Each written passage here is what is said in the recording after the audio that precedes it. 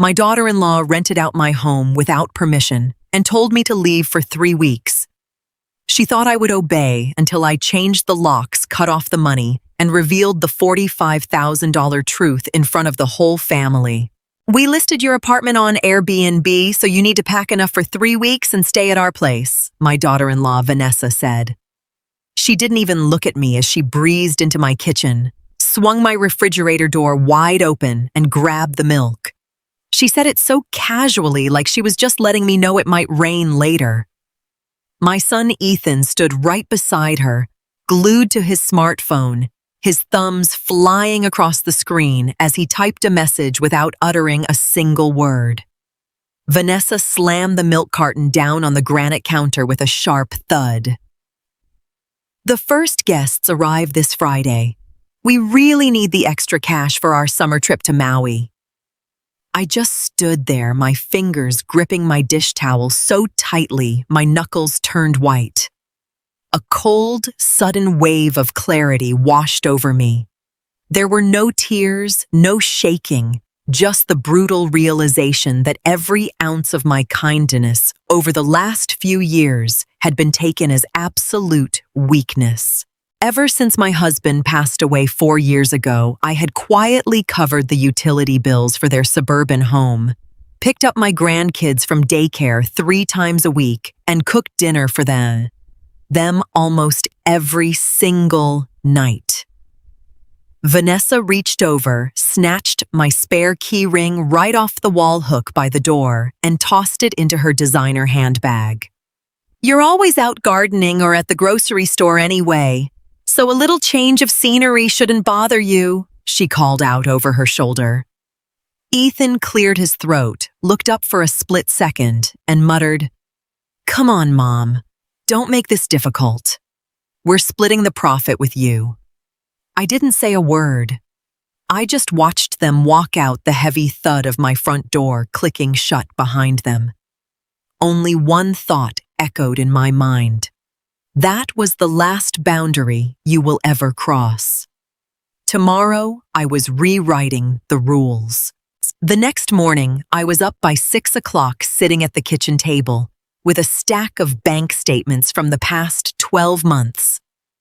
I tracked every single direct deposit I'd made to help cover their bills, every tank of gas for Vanessa's SUV that I'd swiped on my card, and every major grocery run. By the time I wrote the final number down in my small notepad, it added up to an amount that could have comfortably funded a couple of years of early retirement. While I was reviewing the math, my phone buzzed with a text from Vanessa. It was a chore list she wanted me to come over on Thursday to deep clean their windows before I brought my suitcases over. I stood up, walked down the hall, and checked my mailbox. Right on top was an official notice from my building's homeowners association. It explicitly stated that short-term subletting or Airbnb rentals were strictly prohibited under the community bylaws. Vanessa hadn't even erred on the side of caution or checked. She just wanted the cash funneled straight into her account under the table. A slow smile crept onto my face as I folded the letter and set it next to my notepad. I called my neighbor down the hall, Clara, who kept an eye on everything in the building. "Clara," I said, keeping my voice perfectly level, "I'm going to need a small favor this Friday regarding my apartment keys." After we worked out the details, I went down to the storage locker and pulled out my old, sturdy suitcase. I didn't pack clothes for my son's house. Instead, I packed my birth certificate, my banking documents, and a few priceless family photo albums. Ethan called around noon to ask if I'd bought the ribeye steaks for their weekend barbecue yet. I answered simply, "Everything is taken care of, Ethan." On Thursday morning, my very first stop was the bank branch downtown. I sat down with a teller and immediately canceled the recurring monthly transfer I had set up for Ethan and Vanessa's bills. While I was at it, I deactivated the authorized user card I had given Ethan years ago for true emergencies, the one he'd been using for his weekly grocery hauls at the high-end supermarket. Walking out of that branch, I felt lighter than I had in years. On my way back, I stopped by a local bakery, bought a slice of lemon loaf, and sat down on a park bench to enjoy it. My phone started vibrating in my coat pocket. It was Vanessa. She was likely standing at a checkout counter somewhere, realizing her transaction was declined. I let it ring right through to voicemail and took another bite of my cake. 10 minutes later, Ethan called. His voice was frantic and sharp with embarrassment. "Mom, what's wrong with the card? Vanessa is trying to pay for a full cart of groceries and it just got declined." It's incredibly embarrassing. I took a sip of my coffee and replied calmly, "I canceled the card." "Ethan, you're an adult. It's time you handle your own groceries like one." A heavy, stunned silence hung over the line, followed by a frustrated sigh. "But we completely budgeted around that money this month," he snapped. "That is no longer my responsibility," I said, and hung up. When I got back to the apartment, the locksmith I'd scheduled the day before was already waiting for me. He swapped out the deadbolt on my front door in less than 15 minutes. I slid the brand new set of keys deep into my purse. Friday afternoon arrived the exact day the Airbnb guests were supposed to check in, and the drama unfolded right on schedule. I was sitting comfortably on Clara's couch on the first floor, sipping a cup of tea and watching the building's main entrance through her window. Right at 5 o'clock, Vanessa's SUV pulled into the driveway with a screech of brakes. She climbed out, followed by a young couple, wheeling heavy luggage behind them, the unsuspecting tourists. I watched Vanessa march confidently into the lobby, but within 3 minutes, I heard the frantic clack of her high heels echoing through the hallway. Her old key, of course, wouldn't even slide into my new deadbolt. She rattled the doorknob, called my name loudly into the hallway, and finally tried calling my cell. My phone lit up on Clara's coffee table, but I just flipped it face down. Vanessa stormed back outside. Her face flushed a bright, furious crimson in front of the paying strangers. She was practically yelling into her phone, no doubt screaming at Ethan to figure out where I was. After another 10 minutes of waiting around, the tourists looked thoroughly annoyed, hailed a rideshare, and left. Vanessa threw herself back into her car, slammed the door so hard, the frame shook and sped off. Clara looked over at me and shook her head. "Well, that certainly sends a message, Eleanor," she said softly. I took a sip of my tea. "That was just the opening act, Clara. They genuinely believed they could manage my life like a piece of real estate." I thanked her, walked upstairs, unlocked my new door, and sank into the absolute peace of my own home. By Saturday morning, Ethan and Vanessa didn't bother calling. They showed up at my door and began pounding on the wood. I opened it just a crack, keeping the heavy-duty security chain firmly engaged. Vanessa's eyes were wild with anger the second she saw me. "What is wrong with you, Eleanor? You completely humiliated us in front of those guests. We had to issue a full refund and pay a massive cancellation fee to the platform," she shrieked through the opening. Ethan stood a step behind her, keeping his eyes glued to the floor mat. "Mom, why do you have to make everything so dramatic?" "You know how stressed out we've been lately," he muttered. I looked at both of them, my voice completely steady. "This is my home, Vanessa. You have absolutely no right to list it, and you have no right to my keys." Vanessa let out a bitter, mocking laugh. "We thought you'd be happy to feel useful for once, and now you're locking your own family out. We're your kids. You owe us for that cancellation fee. It's the absolute least you can do." I looked her dead in the eye. No, I am done funding your life. You've mistaken my kindness for a free ride. Vanessa stepped closer to the crack in the door. Fine. If that's how it is, don't expect to see the grandkids anytime soon. Let's see how much you like sitting in this apartment, completely miserable and alone. I didn't blink. I'm not arguing with you, Vanessa. I'm telling you how it's going to be. I quietly closed the door and turned the deadbolt. Over the next few days, I focused entirely on rebuilding my own schedule, completely untangled from their constant demands. I went online and booked a train ticket to Boston to visit my sister, a trip I had put off for 2 years because I was always on call to cover their daycare gaps. I also joined a water aerobics class at the local community center. While picking up some bagels Tuesday morning, I ran into an old friend who invited me to join her weekly book club that met every Wednesday afternoon at a cafe downtown.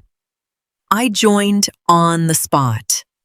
Right in the middle of Wednesday lunch, Ethan called my cell. He sounded entirely frazzled.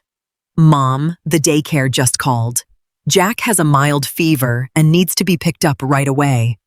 Vanessa can't leave her corporate meeting and I'm stuck in a presentation. Can you run over and get him? I looked at my watch. My book club started in exactly 45 minutes. No, Ethan. I can't do that today. I have plans, I said evenly. Plans? You're retired. Mom. What could possibly be more important than your own grandson? He yelled, completely caught off guard. My own life, Ethan. You'll need to leave work early or figure out a backup babysitter, I replied. He let out a heavy, defeated groan. You're acting like a completely different person lately. We don't even recognize you. I smiled gently. I'm not a different person, Ethan. I'm just taking back the life I put on hold for you. I ended the call and walked into the cafe. The big family event of the season arrived Vanessa's mother's 60th birthday gala. She was a woman who loved nothing more than pretending her family belonged to high society. The party was held in a private banquet room at an upscale country club, and despite the thick tension, I decided to attend. I put on my favorite navy dress and carried a manila envelope I had put together earlier that week. When I walked into the room, Vanessa went out of her way to look past me, while Ethan gave me a strained, brief nod from afar. After dinner, while the guests were enjoying dessert and champagne, Vanessa stood up to give a toast to her mother. She spoke at length about family values, generational support, and the beauty of always being there for one another. Then she paused, turned her gaze directly toward my table, and spoke right into the microphone. It's just a shame that some people in this family only think about themselves. My mother-in-law completely abandoned us when we hit a tight financial spot, refused to let us use her place, and cut us off without warning. She's treating her own flesh and blood like total strangers. The room went dead silent. Dozens of eyes turned to stare at me. Vanessa's mother offered a smug, patronizing look. Ethan looked down at his plate, his face burning red. I stood up slowly, picked up my purse, and walked directly toward the head table. I reached the front of the room, looked Vanessa square in the eyes, and slid the manila envelope onto the white tablecloth right in front of her. What is this? Another one of your petty guilt trips, she scoffed, though her voice wavered slightly under the gaze of 60 pairs of eyes. Go ahead and open it, Vanessa. Or would you prefer I read it aloud to the room? I asked, my voice carrying clearly through the silent banquet hall.